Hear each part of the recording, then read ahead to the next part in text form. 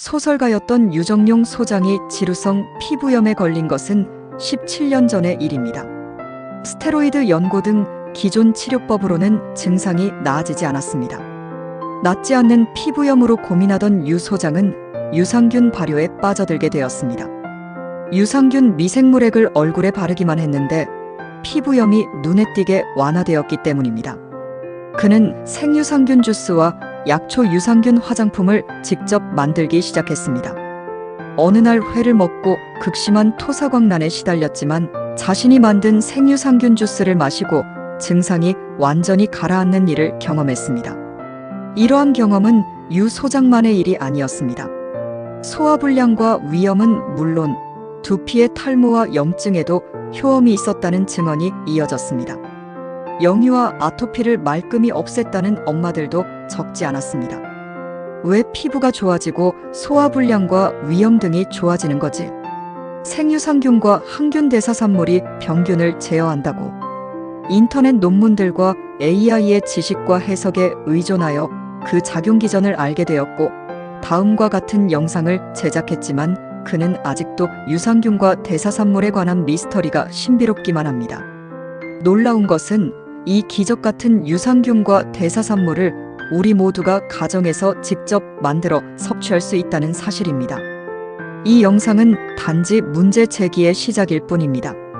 의학계와 국민 건강을 책임지는 당국, 그리고 여러분의 직접적인 참여를 통해 이 미스터리를 함께 풀어가길 요청드립니다.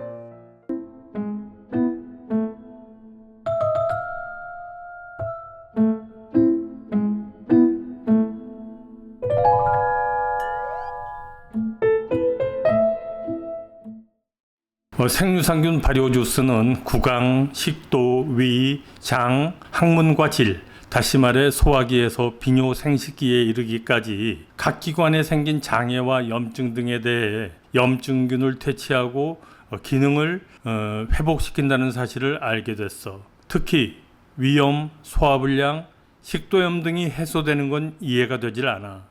생유산균에 왜 이런 효능이 있는 것인지 알려줘. 생유산균 주스의 핵심은 단순히 살아있는 균이 장까지 도달하는 데 있지 않습니다.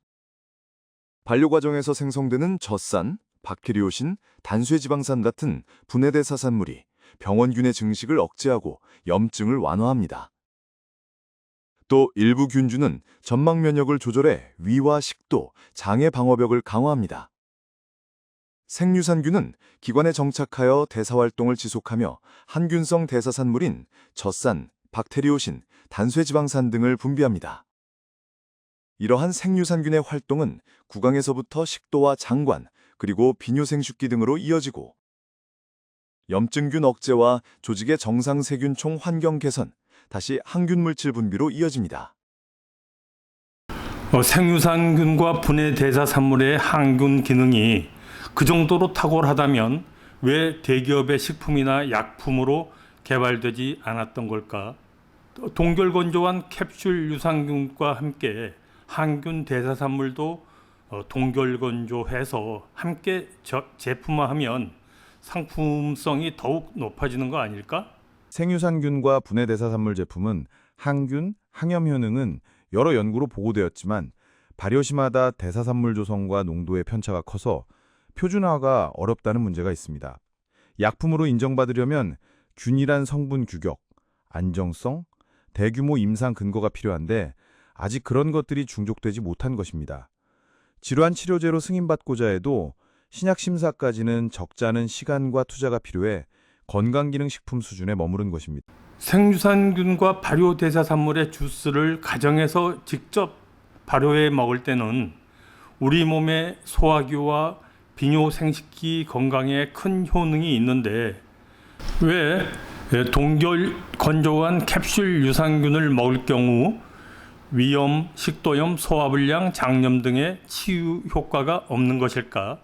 생유산균 주스는 유산균과 발효대사산물이 함께 작용하므로 소화기에서부터 비뇨생식기에 이르기까지의 건강 개선 체감 효과가 빠릅니다. 반면 동결건조된 유산균 캡슐은 균주만 공급하므로 대사산물이 직접 제공되지 않아 위염, 식도염, 소화불량, 장염 등의 개선 효과가 제한적입니다. 세계적 유산균 제조사가 유산균과 함께 분해대사 산물까지 동결 건조해서 캡슐에 넣지 못한 이유, 넣지 않은 이유가 무엇일까? 포스트바이오틱스라 부르기도 하는 발효 대사산물, 즉 젖산, 박테리오신, SCFAT 등은 발효 조건이나 원료, 균주들의 조합에 따라 매번 성분의 함량과 농도가 달라집니다. 약품이나 건강기능식품 규제에서는 성분과 함량을 일정하게 규격화해야 하는데 분해 대사산물은 이를 충족하기 어렵습니다. 둘째 이유, 젖산과 단쇠지방산 등은 상대적으로 안정적이지만 박테리오신과 펩타이드류는 열, 산소, 습기에 불안정해 장기 보관 중 쉽게 변성됩니다. 동결건조 과정에서도 일부 대사산물은 활성 저하와 분해가 발생합니다. 셋째 이유로는 규제적 한계가 있습니다. 현재 대부분 국가에서 프로바이오틱스는 균 자체의 안전성과 효능을 기준으로 허가합니다. 대사산물을 포함시키면 신규 기능성 성분으로 재심사를 받아야 하고 이는 사실상 신약 개발 수준의 독성과 임상 데이터를 요구합니다. 따라서 기업 입장에서는 위험과 비용 대비 수익성이 낮다고 판단할 수 있습니다. 기술적인 문제가 있는 데다 리스크 대비 수익성이 낮다는 것입니다. 액상 형태, 주스 형태의 생유산균 플러스 분해 대사산물 주스 중에는 전통적인 콤부차, 김치국물, 요크루트, 케피어, 우리 시중에 많은 발효유, 야쿠르트 등이 있는데 왜 이들 제품은 위장 등 여러 소화기관에서의 염증에 대한 치유 효능을 나타내지 않을까? 대부분의 김칫국과 콩부차에 든 유산균은 위산과 담즙산에서 쉽게 사멸합니다. 살아서 장까지 도달하지 못하므로 위장 내에서 직접 작용하기 어렵습니다. 위산 내성을 가진 특화균주도 아닐 뿐더러 장 정착성이 낮은 균주들입니다. 일시적으로 그 발효식품이 탄생한 지역에 나타나거나 지나가는 통과균이고 대부분 그 지방, 그 환경에서 나타나는 무작위의 다양한 토착균들을 발효균주로 합니다. 이들은 항염 대사산물이 부족하고 유효 농도에 미달하기 마련입니다. 우리가 가정에서 발효하자고 주장하는 생유산균 주스는 21종 유산균인데 바로 21종 혼합균주이기에 소화기관 염증 등을 치유하는 거야? 특정 균주들은 위험장염 등에서 염증 완화 효과가 임상 연구로 입증된 바 있습니다.